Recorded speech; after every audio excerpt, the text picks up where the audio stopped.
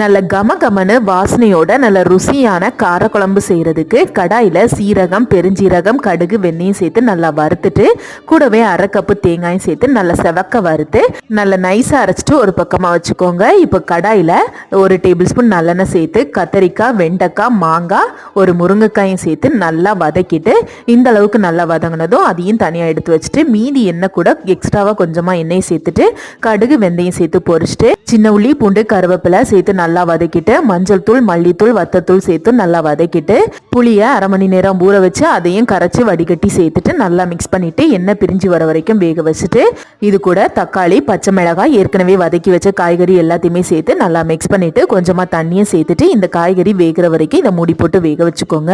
காய்கறி வெந்ததும் குழம்புக்கு தேவையான உப்பு, வறுத்தரைச்ச மசாலா எல்லாத்தையும் சேர்த்துட்டு தேவையான தண்ணியை சேர்த்துட்டு மூடி போட்டுட்டு 15 நிமிஷம் தீயை குறைச்சி வச்சு வேக வச்சிங்கன்னா நல்ல கமகமனு வாசனையோட காரக்குழம்பு ரெடி.